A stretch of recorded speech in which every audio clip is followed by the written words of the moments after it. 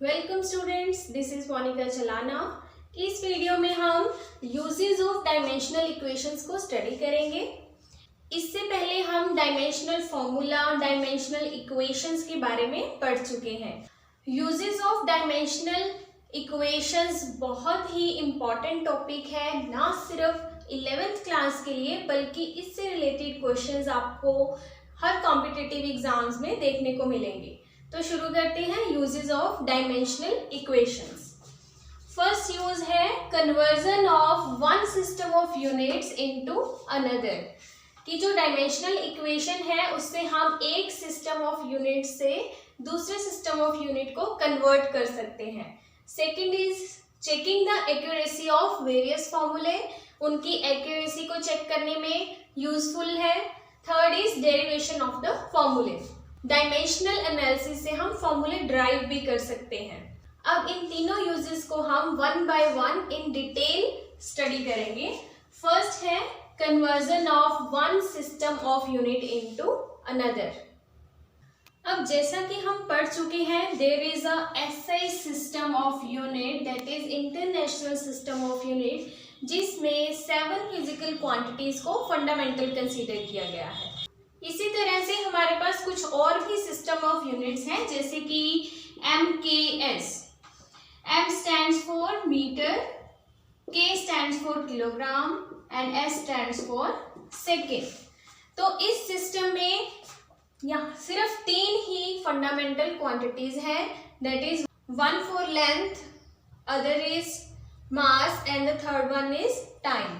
Actually इसी system को extend करके एक इंटरनेशनल सिस्टम ऑफ यूनिट बना है, SI system. So SI system को रेशनलाइज्ड MKS सिस्टम भी कहा जाता है।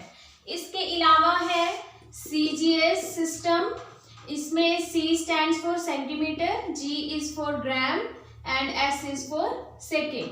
तो यहाँ भी लेंथ, मास और टाइम, इन्हीं 3 क्वांटिटीज को फंडामेंटल कंसीडर किया गया है। तो ये है CGS system. One is FPS system, जो कि सबसे पहले आया था। This is British engineering system, जिसमें F जो है that represent foot, P represent pound which is a unit of mass and S stands for second which is a unit of time. तो FPS, MKS और CGS, इन तीनों systems of units में सिर्फ 3 ही fundamental quantities थी, मास, length and time. लेकिन क्योंकि मास, length and time से हम सिर्फ मैकेनिक्स की ही फिजिकल क्वांटिटीज को डिराइव कर सकते हैं, इसलिए इनको ही मॉडिफाई करके एक ऐसा ही सिस्टम बनाया गया था जिसमें 7 क्वांटिटीज को फंडामेंटल कंसीडर किया गया है, जिससे हम ना सिर्फ मैकेनिक्स बल्कि फिजिक्स की हर ब्रांच के यूनिट्स को ड्राइव कर सकते हैं। तो डायमेंशनल इक्वेशंस से हम एक सिस्टम से दूसरे सिस्टम में इजीली कन्वर्जन कर सकते हैं। So the conversion of one system of units into another is based on the fact that magnitude of the physical quantity remains the same whatever is its system of measurement, that is N1 U1 is equal to N2 U2। इस relation को हम पहले भी पढ़ चुके हैं। यहाँ U1 और U2 क्या है? Units of measurements of the quantity Q in different systems. N1 and N2 are their respective numerical values. अब हम ये consider करते हैं M1, L1 and T1 are the units of measurements in system 1, and let M2, L2 and T2 are the units of mass, length and time in system 2। तो हम convert करना चाह रहे हैं from first system to second system. Let this physical quantity Q depends on mass, length and time as M1 power A, L1 power B and T1 power C। क्योंकि हम general formula drive कर रहे हैं, तो हमने ये मान लिया कि इस फिजिकल क्वांटिटी की डिपेंडेंस मास, लेंथ और टाइम पर किस तरह से है, to their powers A, B and C respectively. तो यूनिट 1 को हम क्या लिख सकते हैं? U1 is equal to M1 par A, L1 par B and T1 par C. Similarly, unit 2 को हम क्या लिख सकते हैं? M2 par A, L2 par B and T2 par C. अब यहाँ पे हमने पावर्स चेंज क्यों नहीं की? क्योंकि जो फिजिकल क्वांटिटी है Q, उसकी डिपेंडेंस मास, लेंथ और टाइम के ऊपर सिस्टम चेंज होने से चेंज नहीं होती। चाहे उस फिजिकल क्वांटिटी को हम फर्स्ट सिस्टम में मेजर कर रहे हैं, चाहे हम उसे सेकंड सिस्टम ऑफ यूनिट्स में मेजर कर रहे हैं, लेकिन उनकी डिपेंडेंस मास, लेंथ और टाइम के ऊपर सेम रहेगी, सिस्टम चाहे कोई भी हो। Let us say this equation is numbered as 1 and from this first equation we get N2 as N1 U1 by U2। अब यहाँ हम U1 और U2 की वैल्यू पुट कर देंगे, तो हमारे पास क्या आ जाएगा? N1 M1 by M2 par A, L1 by L2 par B and T1 by T2 par C। तो इस इक्वेशन में अगर हमें M1 L1 T1 और M2 L2 T2 की वैल्यूज नोन हो तो हम N2 को फाइंड कर सकते हैं। N2 will give you the numerical value of the quantity in the another system. Now we are going to solve an example. Convert an energy of 1 joule into ergs. हमें joule को अर्ग में convert करना है, और joule और अर्ग्स क्या हैं? एनर्जी की यूनिट्स हैं। जूल जो है वो एमकेएस सिस्टम में एनर्जी की यूनिट है और अर्ग है सीजीएस सिस्टम में एनर्जी की यूनिट। यानी कि बेसिकली हमें यहाँ एनर्जी की यूनिट को एमकेएस से सीजीएस में कन्वर्ट करना है। तो सबसे पहले एनर्जी की डायमेंशंस क्या होंगी?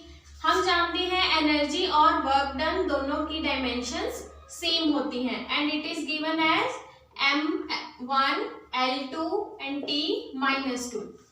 अगर आपको ये लर्न नहीं है तो आप बहुत इजीली इसको किसी भी एनर्जी के फॉर्मूले से या वर्क डन के फॉर्मूले से फाइंड आउट भी कर सकते हैं।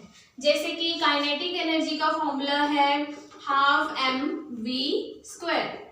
m is mass, so m power is 1। v is the velocity और वेलोसिटी होती है displacement upon time, that is L-T-1।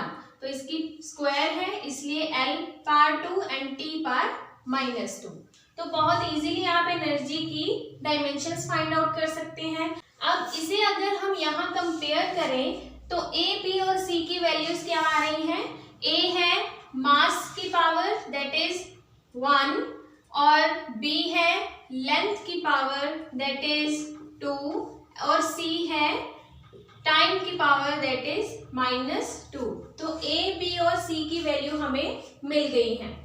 अब हमने M1, M2, L1, L2 and T1, T2 की वैल्यूज फाइंड आउट करनी है। हम MKS सिस्टम को CGS सिस्टम में कन्वर्ट कर रहे हैं।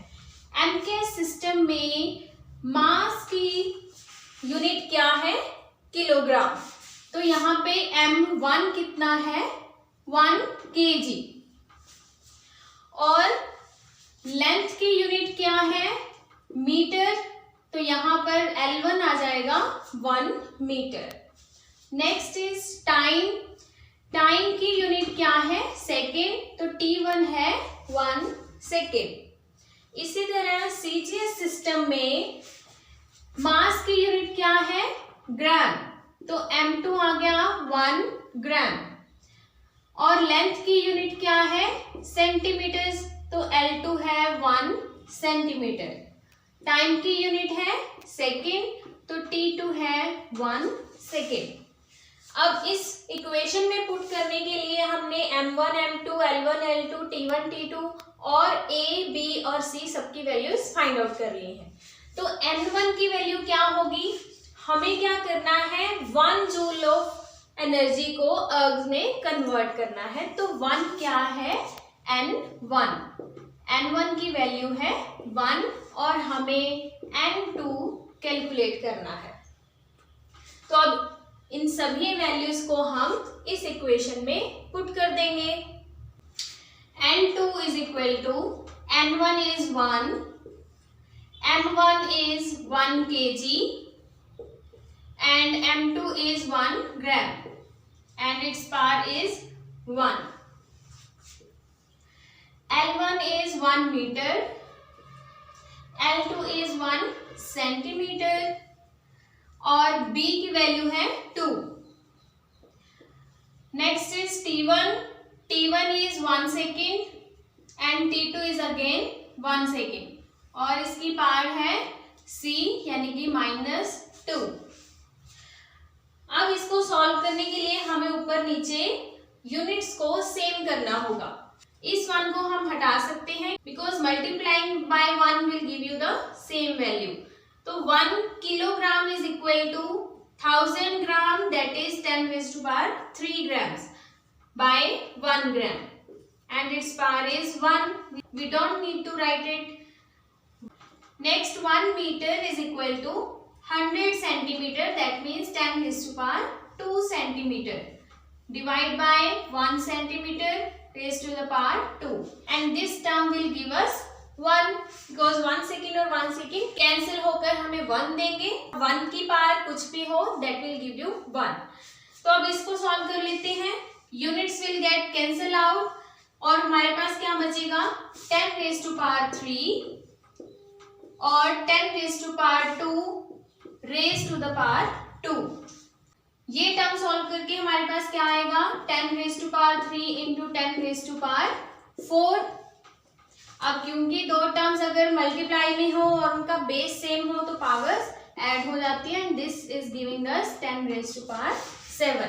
तो हमारे N2 की वैल्यू क्या है 10⁻⁷. That means 1 joule is equal to 10⁻⁷ earths. In this way we have converted 1 joule of energy into earths. इसी तरह हम किसी भी फिजिकल क्वांटिटी की यूनिट्स को एक सिस्टम ऑफ यूनिट से दूसरे सिस्टम ऑफ यूनिट्स में कन्वर्ट कर सकते हैं. Second use that is checking the accuracy of various फॉर्मूले. डायमेंशनल एनालिसिस से हम किसी भी फॉर्मूले या रिलेशन की एक्यूरेसी भी चेक कर सकते हैं. अब हमारे पास बहुत सारी फिजिकल क्वांटिटीज के बहुत सारे फॉर्मूलाज हैं. जैसे कि एक सिंपल टर्म फोर्स के भी बहुत सारी टाइप्स हैं और उनके सबके अलग अलग फॉर्मूलाज हैं. लेकिन उनकी एक्यूरेसीज को हम कैसे चेक कर सकते हैं कि वो फॉर्मूला करेक्ट है या नहीं, उसके लिए हम डायमेंशंस को यूज करेंगे. This use of dimensional equation is based on the principal of homogeneity of dimensions. Homogeneity of dimensions का मतलब है only that formula is correct in which the dimensions of various term on one side of a relation is equal to the respective dimensions of terms on the other side of the relation. जैसे कि हमारे पास potential energy का formula है mgh. तो अगर हम ये check करना चाह रहे हैं कि ये फॉर्मूला सही है या नहीं, तो उसके लिए डायमेंशंस की होमोजेनिटी होना कंपल्सरी है. दैट मीन्स जो भी डायमेंशंस राइट हैंड साइड की होंगी वही डायमेंशंस लेफ्ट हैंड साइड की भी होनी चाहिए, क्योंकि इक्वेशन के दोनों साइड्स की डायमेंशंस जो हैं वो हमेशा मैच करनी चाहिए. अब जैसे कि हम जानते हैं एनर्जी की डायमेंशन क्या है mL2T-2. तो ये हो गई लेफ्ट हैंड साइड की डायमेंशन. अगर ये करेक्ट हुआ फॉर्मूला तो राइट हैंड साइड भी डायमेंशंस mL2T-2 ही बनेगी. हम इसे चेक कर लेते हैं. राइट हैंड साइड में m क्या है मास, तो उसकी डायमेंशन होगी m. g है एक्सेलरेशन ड्यू टू ग्रेविटी और एक्सेलरेशन क्या होती है change in velocity per unit time, तो उसकी डायमेंशन होती है L_T-2. and h is height that is simply length so it is L. तो इनको सॉल्व करके हमारे पास क्या आएगा m L raise to the power 2 T raise to power minus 2। तो हमने देखा लेफ्ट हैंड साइड और राइट हैंड साइड दोनों की डायमेंशंस सेम आ रही हैं, दैट मीन्स ये फॉर्मूला करेक्ट है। तो इस तरह डायमेंशनल एनालिसिस से हम किसी भी फॉर्मूले की एक्यूरेसी को चेक कर सकते हैं। मान लीजिए आपको एक एग्जाम में क्वेश्चन आया है that what is the formula of kinetic energy, और आपके पास 4 ऑप्शंस हैं। First is mv, second is half mv square, third is half mv, fourth is say half m by v square. तो अगर आपको फॉर्मूला काइनेटिक एनर्जी का learn नहीं है, फिर भी आप डायमेंशंस को यूज करके इसका करेक्ट आंसर फाइंड आउट कर सकते हैं। आप जिस भी ऑप्शन की डायमेंशंस काइनेटिक एनर्जी यानी कि एनर्जी की डायमेंशंस mL2T-2 के साथ मैच करेगी, वही उसका करेक्ट आंसर होगा। तो इनमें से करेक्ट आंसर किसका बनेगा? That is half mv square. इसका एक और एग्जांपल सॉल्व करके देख लेते हैं। क्वेश्चन है check the correctness of the relation v square is equal to u square plus 2as। You very well know about this equation. This is the equation of motion, और यहाँ v क्या है? This is the final velocity, u is the initial velocity, a is acceleration and s is the displacement। तो अब हमने इसकी correctness को check करना है, तो उसके लिए हमें क्या करना होगा? लेफ्ट हैंड साइड और राइट हैंड साइड दोनों की डायमेंशंस को मैच करना होगा। Let us first consider left hand side. Left hand side में हमारे पास है v स्क्वायर, और v स्क्वायर की डायमेंशन क्या बनेगी? v क्या है? Velocity, that means displacement upon time. तो वेलोसिटी की डायमेंशन होगी L t-1, और क्योंकि यहाँ पर स्क्वायर है तो इसका हम स्क्वायर कर देंगे और ये आएगा L2t-2। तो लेफ्ट हैंड साइड डायमेंशन बन गई है L2t-2। अब हम राइट हैंड साइड को चेक करेंगे।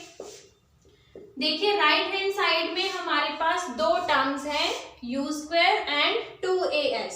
ना सिर्फ इन टर्म्स का डायमेंशंस लेफ्ट हैंड साइड के साथ मैच करना चाहिए, बल्कि उन दोनों की डायमेंशंस आपस में भी मैच करने चाहिए। क्यों? क्योंकि हम सिर्फ लाइकली टर्म्स को ही ऐड कर सकते हैं, जैसे कि लेंथ में लेंथ को ही ऐड किया जा सकता है, मास को नहीं। जैसे कि we can add 10 centimetre in 2 centimetre, but we can not add 10 centimetre in 2 kilogram, because kilogram क्या है? मास की यूनिट है और सेंटीमीटर लेंथ की यूनिट है। हम सिर्फ लाइकली टर्म्स को ही ऐड या सब्ट्रैक्ट कर सकते हैं, इसलिए इन दोनों की डायमेंशंस भी सेम आनी चाहिए और उन दोनों की डायमेंशंस लेफ्ट हैंड साइड के भी इक्वल होनी चाहिए। तो अब पहले u स्क्वायर की डायमेंशन फाइंड कर लेते हैं। u भी क्या है? इनिशियल वेलोसिटी, तो वेलोसिटी की डायमेंशन है L t-1, और यहाँ भी स्क्वायर है तो ये आएगा L2t-2। और सेकेंड टर्म है 2as। 2 की कोई डायमेंशन नहीं है, ये क्या है? डायमेंशन लेस कांस्टेंट है। सारे के सारे नंबर्स क्या होते हैं? डायमेंशन लेस कांस्टेंट्स, इनकी कोई डायमेंशन नहीं होती। a है acceleration, acceleration is change in the velocity per unit time, और उसकी डायमेंशन होती है L t-2। s is displacement, तो इसकी डायमेंशन है L, क्योंकि ये लेंथ को रिप्रेजेंट कर रहा है। तो इसको सॉल्व करके आया L2t-2। अब देखिए राइट हैंड साइड में u स्क्वायर प्लस 2as है, तो L square t-2 plus L square t-2। जैसे कि मैंने बताया था कि इन दोनों टर्म्स के डायमेंशन सेम आने चाहिए, जो कि यहाँ आ भी रहे हैं, तो सेम टर्म्स को ही ऐड किया जा सकता है। अब देखो आप इसको जब ऐड करोगे तब हम यहाँ पे 2L स्क्वायर t-2 नहीं लिखेंगे, we will just write L square t-2। ऐसा क्यों? क्योंकि हम अगर लेंथ में लेंथ ऐड कर रहे हैं तो उसका आंसर भी कोई ना कोई एक लेंथ ही होगा। उसी तरह इन डायमेंशंस को अगर हम ऐड या सब्ट्रैक्ट कर रहे हैं तो उसका आंसर भी उसी डायमेंशन में आएगा। उनकी न्यूमेरिकल वैल्यू से हमें यहाँ कोई भी इफेक्ट नहीं पड़ता। तो राइट हैंड साइड की डायमेंशन भी क्या आ गई, L2t-2, और लेफ्ट हैंड साइड की भी डायमेंशन क्या थी, L2t-2। So the dimensions of left hand sides are equal to right hand side. So this formula is dimensionally correct. इसी तरह हम किसी भी फॉर्मूले की एक्यूरेसी को चेक कर सकते हैं यूजिंग डायमेंशंस। एक और पॉइंट मैं आपको यहाँ बताना चाहूंगी that a dimensionally correct equation needs not to be a necessarily correct equation, यानी कि अगर किसी की डायमेंशन करेक्ट आ रही है तो ये जरूरी नहीं है वो इक्वेशन सही होगी, but a dimensionally incorrect equation must be wrong. लेकिन अगर किसी की डायमेंशन मैच नहीं हो रही है तो वो पक्का गलत है। अगर डायमेंशनली वो सही आ रही है तो उस फॉर्मूले को प्रूव करने के लिए हमें बाकी कंडीशंस को भी देखना होगा। तो डायमेंशनली करेक्ट होना एक नेसेसरी कंडीशन है, but it is not a sufficient condition for a formula to be correct. Third use of dimensional equation, that is derivation of formulae. इससे पहले हम डायमेंशनल इक्वेशंस के दो यूजेस पढ़ चुके हैं, that is conversion of one system of units into another, and second one is checking the accuracy of formulae.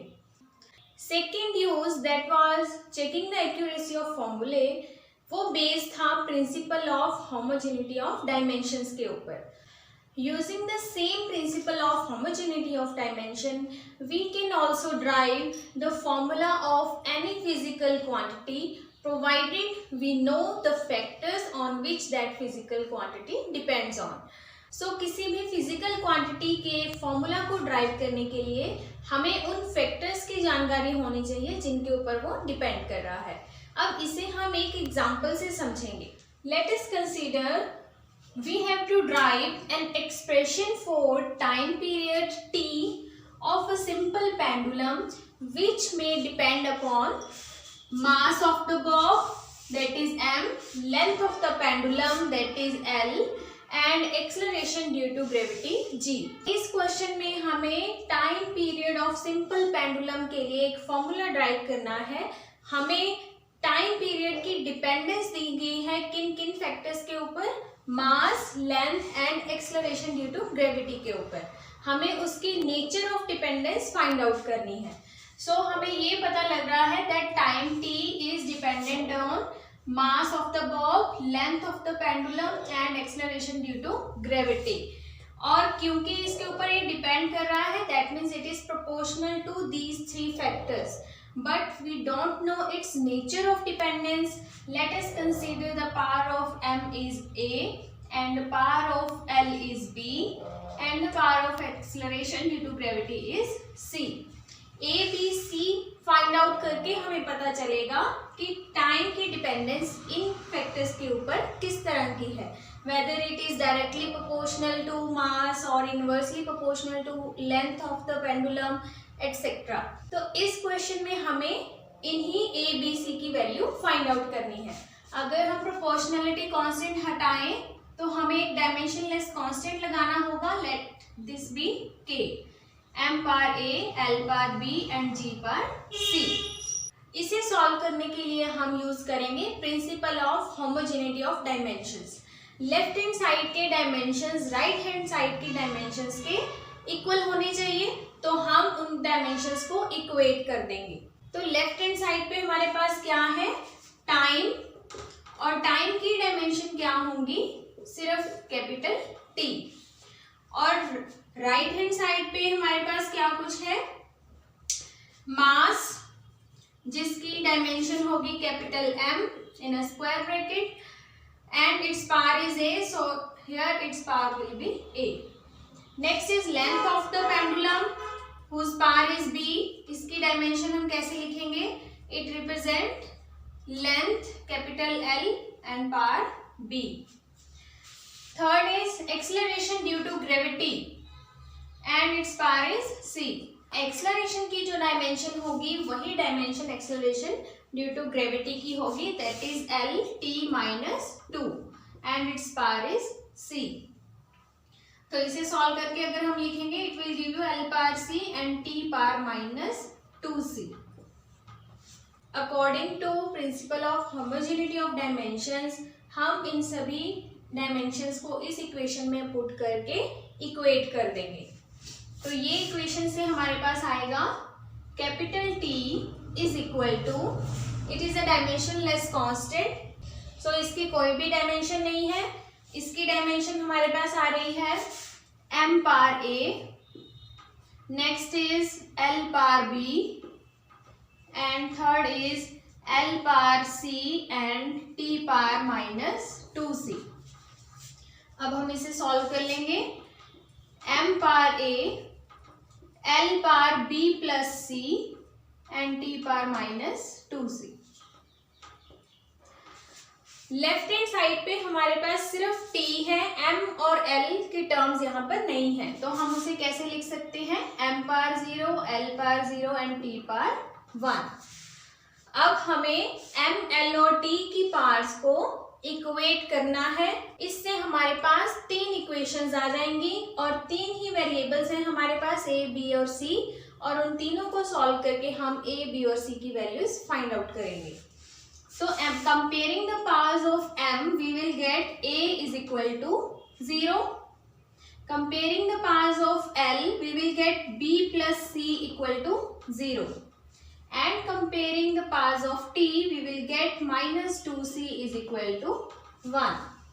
So we are getting the value of a equal to 0. And from this equation, we are getting c is equal to minus 1 by 2. From this equation we will get b equal to minus c, so the value of b will be plus 1 by 2, since it is equal to negative of c and negative of minus of 1 by 2 will give you plus 1 by 2. So हमने तीनों equations को solve करके a, b और c की values find out कर ली हैं। अब हम इन्हें यहाँ पुट कर देंगे तो उससे हमारे पास टाइम का फॉर्मूला आ जाएगा in terms of mass, length and acceleration due to gravity. So we are getting t is equal to k, m power a that means 0, l power b that means plus 1 by 2, g power minus 1 by 2। m power 0 means 1, that means जो time of simple pendulum है वो मास से independent है, तो हमारे पास आ जाएगा k square root of l by g। तो ये फॉर्मूला हमने ड्राइव किया using dimensional analysis, that is time of simple pendulum is directly proportional to square root of length of the pendulum and inversely proportional to square root of the acceleration due to gravity, and it is independent of mass of the ball. अब ये जो dimensionless constant है इसकी value हम इस dimensional analysis से find out नहीं कर सकते, उसके लिए हमें कोई और मेथड्स यूज करने होंगे, and using any other method we will find the value of k is equal to 2 pi and we get that formula of time period of sample pendulum as 2 pi root l by g. In this way we can derive the formula of any physical quantity if we know the factors on which it depends. तो हमने तीनों uses of dimensional equations को detail में पढ़ा। Next हम पढ़ेंगे limitations of dimensional equations। तो इससे पहले हम uses of dimensional equations पढ़ चुके हैं, जिसमें हमने देखा कि there are 3 uses of dimensional equations: conversion of one system of units into another, checking the accuracy of the formulae and derivation of formulae. इनमें से जो फर्स्ट 2 यूजेस हैं उनकी कोई भी लिमिटेशन नहीं है, लेकिन जो third use of dimensional equations है that is derivation of the फॉर्मूले, सारी की सारी लिमिटेशंस उसी से रिलेटेड है। तो शुरू करते हैं फर्स्ट लिमिटेशन से, that is it gives no information about dimensionless constants. जैसे कि हमने एक फॉर्मूला ड्राइव किया था t is equal to k√L/g, जिसमें कि k क्या था, एक डायमेंशनलेस कांस्टेंट था। तो इन डायमेंशनलेस कांस्टेंट्स की वैल्यू हम डायमेंशनल इक्वेशन से फाइंड आउट नहीं कर सकते। तो डायमेंशनलेस कांस्टेंट्स जो भी किसी इक्वेशन में आते हैं, हम उन्हें डायमेंशनल इक्वेशन से फाइंड आउट नहीं कर सकते। Second limitation, dimensionless variables. अगर कोई फिजिकल क्वांटिटी डायमेंशनलेस वेरिएबल्स के ऊपर डिपेंड कर रही है, जैसे कि trigonometric functions, logarithmic function, exponential functions, इन सब की कोई भी डायमेंशन नहीं है, लेकिन ये वेरिएबल्स हैं।